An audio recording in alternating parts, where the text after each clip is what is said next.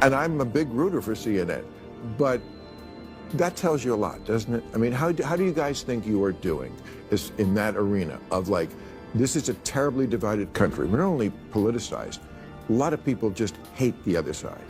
And CNN, in my view, should be the place where both sides can watch. How do you think you're doing with that? CNN is the place where both sides can watch. And I think, you know, my show is evidence of that. We have lawmakers on from both parties. We'll have Elizabeth Warren on one night. We'll have Ted Cruz on another night. I think lawmakers from both parties should take questions, and you should push both of them. Bill Maher just did it again.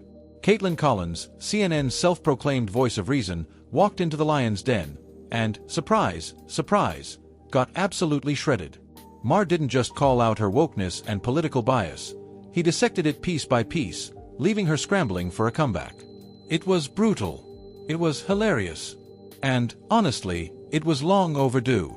If you thought Maher was done taking down media hypocrisy, think again, because this one is a masterclass. It all started on the freeze in federal funding. Who advised the president on the legality of telling government agencies that they don't have to spend money that was already appropriated by Congress? Well, as the OMB memo states, this is certainly within the confines of the law. So White House counsel's office believes that this is within the president's power to do it. With this short clip right here. Bill Maher has had enough of the left's meltdown over Caroline Leavitt. Ever since she stepped into the role of White House press secretary, the attacks have been relentless, from the View's cackling panel to the press corps' frontmen, Jim Acosta and Kaitlan Collins. Their entire playbook? Corner her with gotcha questions and hope she fumbles. Case in point, that clip you just watched. Kaitlan asked about Trump's decision to fire a few prosecutors, a move completely within his authority. She knew it. We knew it. But she asked anyway, hoping Caroline would stumble. Spoiler alert, Caroline didn't. She hit back with a no-nonsense. Okay, so they disagree with lawmakers who say that they don't have the power to freeze this funding. Again, I would point you to the language in the memo that clearly states this is within the law. And all that happened on Friday night. The administration fired several inspectors general without giving Congress the 30-day legally required notification that they were being fired. I think only 2 were left at DHS and the DOJ. And then yesterday we saw several prosecutors, I believe 12, fired from the Justice Department who worked on the investigations into the president. As you know, they are career prosecutors, therefore they are afforded civil service protections. How is the administration deciding which laws to follow and which ones to ignore? So it is the belief of this White House and the White House counsel's office that the president was within his executive authority to do that. He is the executive of the executive branch, and therefore he has the power to fire anyone within the executive branch that he wishes to. There's also a case that went before the Supreme Court in 2020, Scala Law LLC versus the Customs, Bureau Protection. I would advise you to look at that case, and that's the legality that this White House was wrestling. Common sense answer. But Kaitlan, she couldn't let it go. Desperate to spring the trap, she doubled down, and that's when it all fell apart. Okay, so they disagree with lawmakers who say they don't have the power to freeze this? Again, I would point you to the language in the memo that clearly states this is within the law.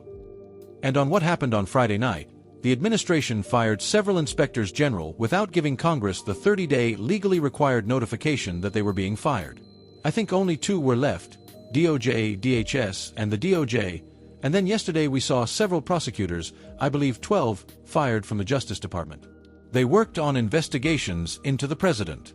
As you know, they are career prosecutors. Therefore, they are afforded civil service protections. How is the administration deciding which laws to follow and which ones to ignore?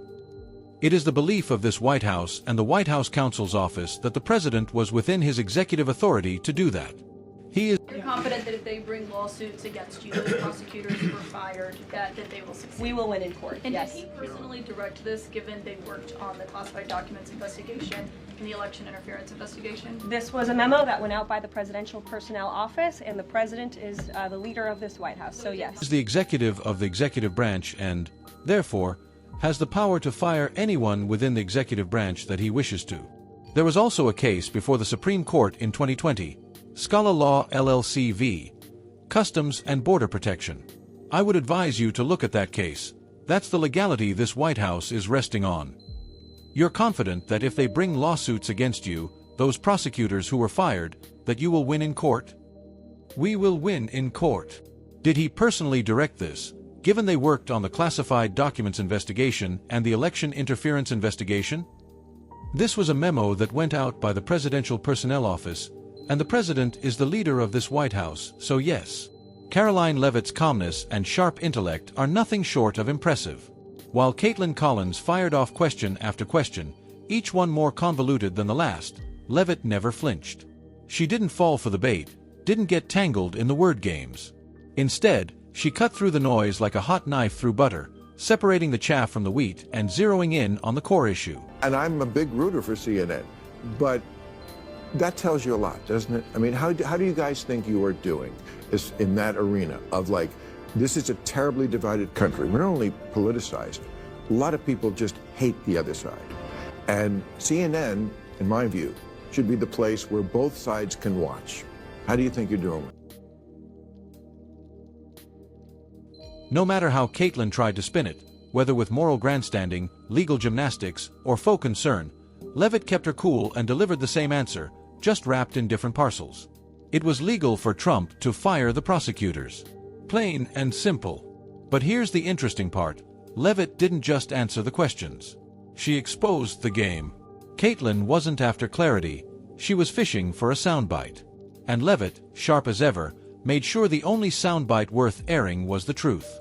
It was a masterclass in handling media bias with grace, wit, and unwavering confidence. Maher had had it up to his neck. He felt that the young White House press secretary was being unfairly targeted, so he had to step in. First, he gave Kaitlan a taste of her own medicine by setting a trap for her. I'm a big rooter for fixing it, but that tells you a lot, doesn't it? I mean, how do you guys think you are doing in that arena? This is a terribly divided country. We're not only politicized, a lot of people just hate the other side. CNN, in my view, should be the place where both sides can watch. How do you think you're doing with it?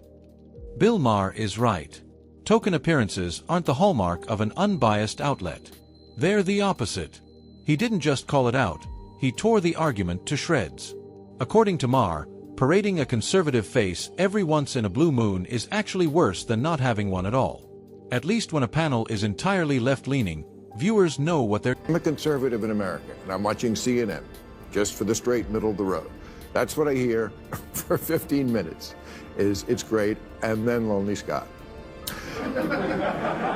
It does look, I mean, and when you see the path, it does look like tokenism. It's kind of like the same as The View.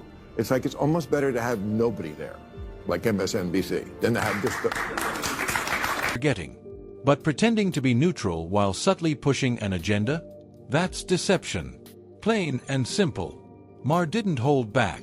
He blasted Kaitlan and CNN for pandering to the woke left while sidelining conservative voices. It's not about balance, it's about optics.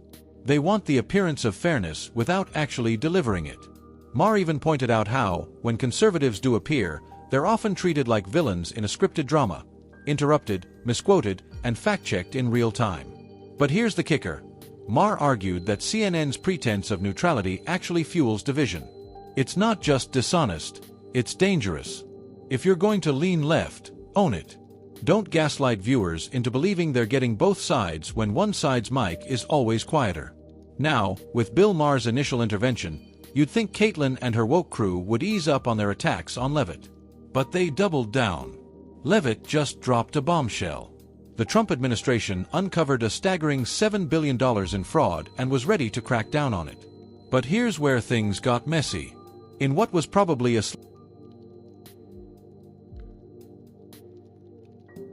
According to an IG report from the Social Security Administration, there was $71 billion worth of fraud in one single fiscal year that we know about. And so that is a lot of fraud, Peter.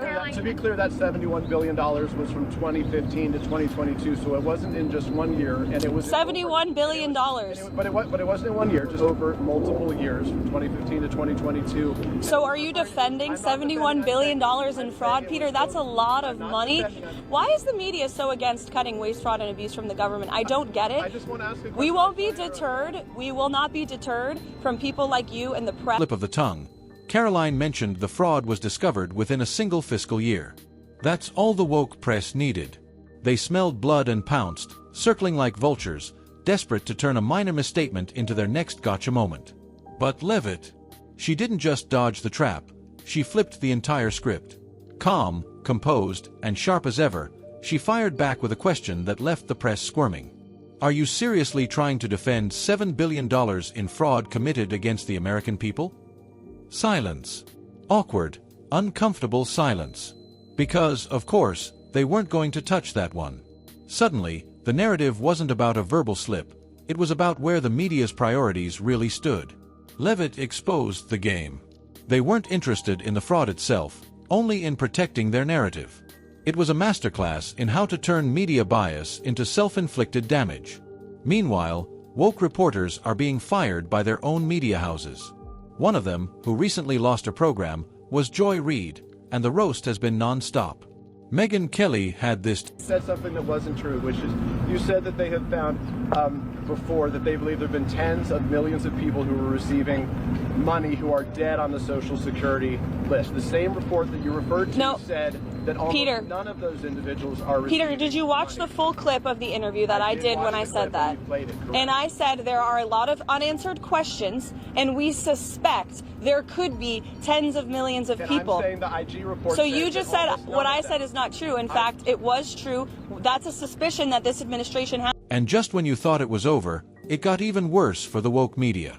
The meltdown over Karoline Leavitt didn't stop at CNN. MSNBC, The New York Times, and even late-night hosts jumped in, each one trying harder than the last to spin the narrative. But every attempt backfired. The reason? The American people aren't buying it anymore. They're seeing through the scripted outrage, the selective fact-checking, and the desperate attempts to paint Leavitt as some kind of villain. And that's exactly what happened next. After getting owned by Bill Maher, Kaitlan Collins ran to social media, hoping to salvage what was left of her credibility. She posted a carefully edited clip, cutting out the parts where she fumbled and framing herself as the fearless journalist holding power accountable. But the internet doesn't forget.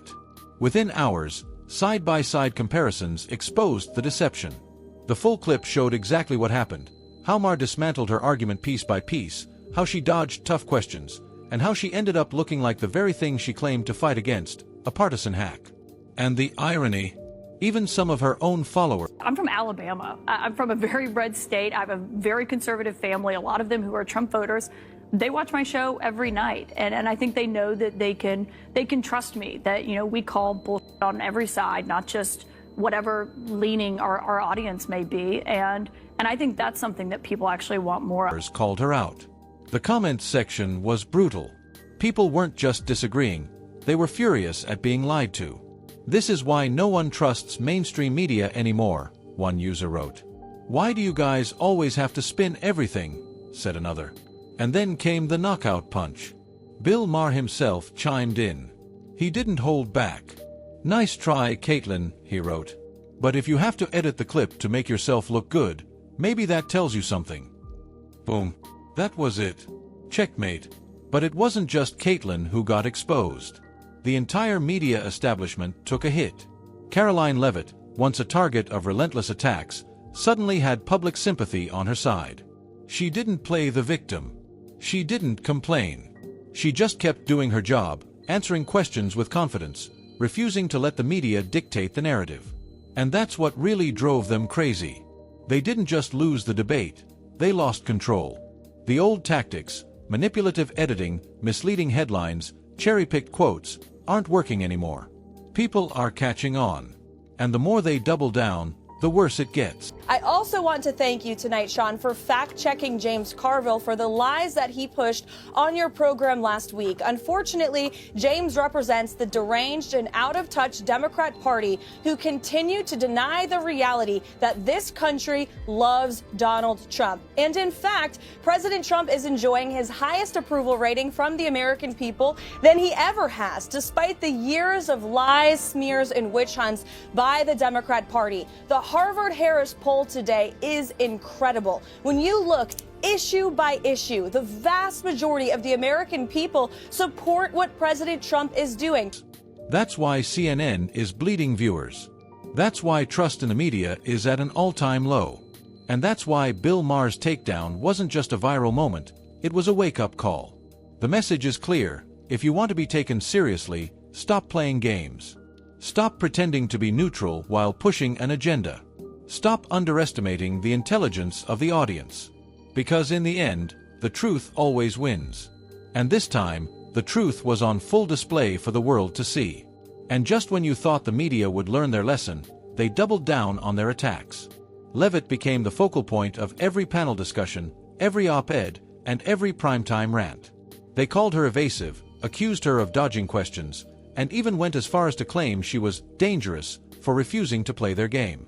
But what they didn't realize was that every time they attacked her, they only made her stronger. Then came the final straw. A leaked internal memo from a major news outlet revealed what many already suspected: the attacks on Levitt weren't organic, they were coordinated. Producers were instructing hosts to go after her, to set traps, to push narratives even when the facts didn't support them. When the memo went public, the backlash was instant. Even moderate journalists were appalled. This is the big news. Tonight will be Joy Reid's final show on MSNBC. Single tear, white woman tears happening right here, Joy. She was officially fired over the weekend because she's a racist, horrible news anchor with no ratings. And that's really been the truth for a long time. MSNBC's under new management, and I guess they decided to come to grips with reality. The truth is, this is very sad news for us, as she's provided so much material over the years. I feel the way I felt when Brian Stelter got fired, but he came back, and you never know. I'm sure Joy Reid will wind up doing something where we will continue to get to respond to her absolutely insane POV. It's embarrassing, tweeted one former CNN producer. We're supposed to report the news, not manufacture it. With the media's credibility already hanging by a thread, this revelation was a death blow. Suddenly, people started looking at everything differently. If they were willing to coordinate attacks on Levitt, what else had they been lying about? What other narratives had they fabricated? And as these questions spread, trust in the mainstream media plummeted even further. Meanwhile, Levitt continued to handle the pressure with grace and precision. She never lashed out, never got emotional, and never let them see her sweat. Instead, she turned every attack into an opportunity, exposing their bias in real time. And in doing so, she not only survived the storm, she thrived in it.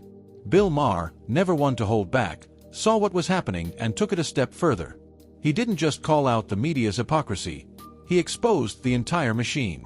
It's not about journalism anymore, he said in a scathing monologue. It's about narratives. It's about control. And I just wanted to end today's show by thanking all of the wonderful people who work behind the scenes at this network. You may have seen some reports about me and the show. And after giving all of this some careful consideration and weighing an alternative time slot CNN offered me, I've decided to move on.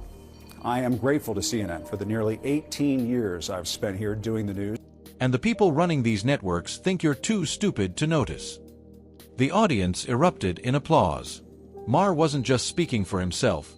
He was speaking for millions of Americans who had finally had enough. As the dust settled, the fallout was undeniable. CNN saw one of its worst ratings drops in years. MSNBC quietly shuffled its lineup, trying to downplay the controversy. And some of the very journalists who had spent years attacking conservatives found themselves out of a job. The woke media was crumbling under the weight of its own arrogance. And yet, despite all of this, they still refused to change. Instead of acknowledging their mistakes, they're doubling down. Instead of earning back the public's trust, they're demanding it. But as Bill Maher so perfectly put it, trust isn't given. It's earned. And right now, you haven't earned a damn thing. So where does this leave us? It leaves us at a turning point. The woke media empire is weakening, but it's not gone yet. They're still fighting, still scheming, still trying to manipulate public opinion. But they're losing. And if this latest media meltdown has proven anything, it's that the American people are finally waking up. Karoline Leavitt isn't just a press secretary. She's a symbol. A symbol of what happens when you stand your ground, refuse to back down, and expose the truth no matter how much they try to silence you. And Bill Maher? He's proof that even those within the media are fed up with the lies. The war on woke media isn't over. But make no mistake, It's a war they're losing. The tides are turning, and no amount of spin, deception, or selective outrage can stop what's coming next. And with that, we wrap up today's breakdown. If you enjoyed this deep dive into media hypocrisy, make sure to like, comment, and subscribe. We'll be back with more truth, more analysis, and more takedowns of the narratives they don't want you to question. Until next time, stay informed and stay sharp. And the people running these networks think you're too stupid to notice. The audience erupted in applause. Maher wasn't just speaking for himself, he was speaking for millions of Americans who had finally had enough. As the dust settled, the fallout was undeniable. CNN saw one of its worst ratings drops in years. MSNBC quietly shuffled its lineup,